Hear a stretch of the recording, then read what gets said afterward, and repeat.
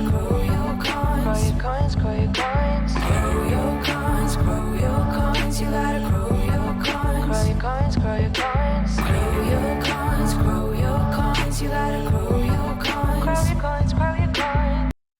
Greetings, ladies and gentlemen. I'm the Crypto Crow, and we've got a story about a project that I used to love. I really did. I was snowed over like the rest. I've had chats with Alex Mashinsky in the past. I've met him in person several times. The patent holder for voice over IP, just a man with accolades that really merited the respect and trust that so many of us gave him and his company. And then we all know how that turned out. And to me, Celsius Network was my grand epiphany in crypto in terms of I don't trust any of these projects anymore. A lot of us are hard on groups like the SEC, and yes, the way they're handling a lot of this stuff is, in my opinion, very much wrong.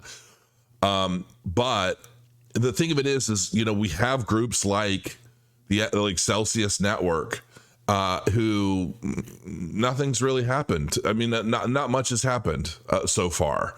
And Alex and his wife are off doing other stuff. And I'm pretty sure they were even tried to crowdfund something new. I mean, it blows my mind.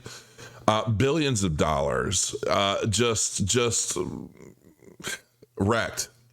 But a U.S. judge grants bankrupt crypto lender Celsius Network green light to convert altcoins into Bitcoin and Ethereum.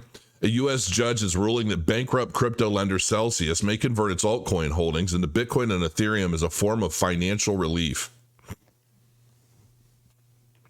In a new court document, Judge Martin Glenn of the Southern District of New York has ruled that starting on July 1st, which was 2 days ago, the troubled crypto firm will be allowed to convert all non-Bitcoin and non-Ethereum cryptocurrencies into the top two digital assets by market cap. The debtors, in consultation with the advisors to the committee, may sell or convert any non-Bitcoin and non-Ethereum cryptocurrency tokens or other assets, crypto assets, other than such tokens that are associated with withhold or custody accounts, collectively the altcoins, to Bitcoin or Ethereum commencing on or after July 1st, 2023 and ending prior to the effective date of the plan. Celsius must also use commercially reasonable methods to attempt to maximize the value of the altcoins they want to convert to Bitcoin or Ethereum. Furthermore, the company must provide a monthly report on the amount of altcoins they convert to Bitcoin and Ethereum, according to the report. Celsius originally filed for bankruptcy in 2022 after its native assets plummeted by over 99%, and it was unable to fulfill customer withdrawals. I'll tell you right now, when I was big on Celsius, at one point the token had got to something like $7, somewhere around $7. I'm thinking it was $7.20. And I thought, wow, this is amazing. Hold strong. And then it started to come down, and it took like a year, maybe 2 years. I can't remember exactly. But I remembered that it had peaked at around $7.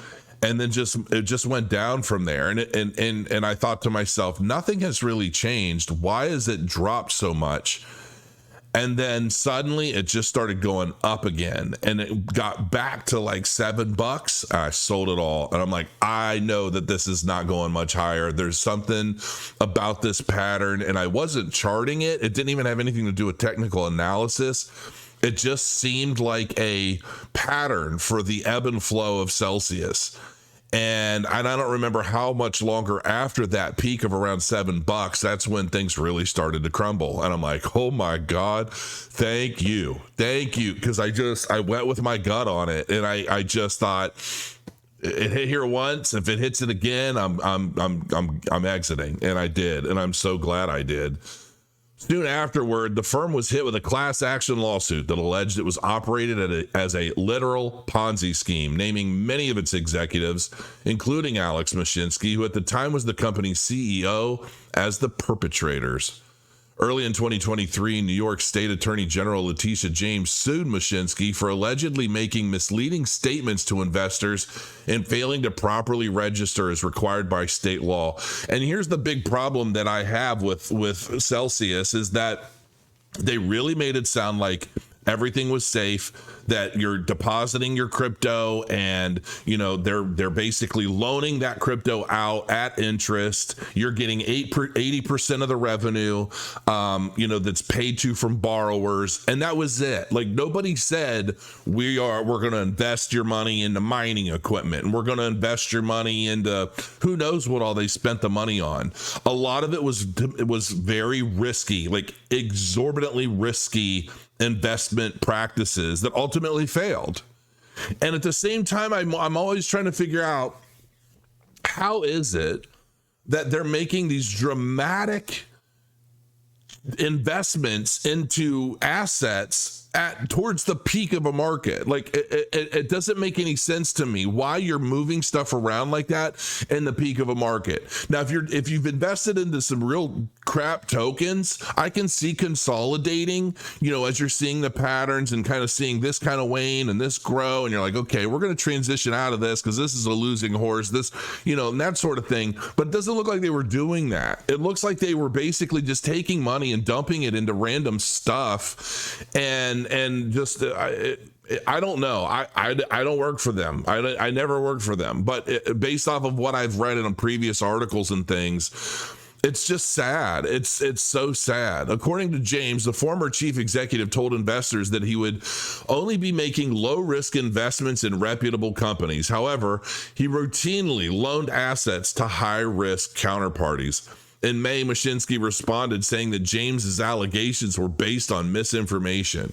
Listen, I would love to give Mashinsky the benefit of the doubt, but the proof is in the pudding at this point. It's been years now, and nothing has changed. I mean, to my knowledge, nobody has really been relieved or helped.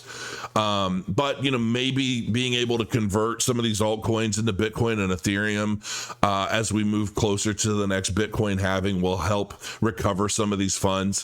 But man, what a shame! What a shame! And I don't know, where do you go from here? Because to me, this is making it a lot more difficult for other, blockchain-based loan applications, loan platforms. It's making it a lot more difficult for them. Instead of paving a way for others to be able to compete and do good business, they basically just scared everyone away from the majority of these types of applications.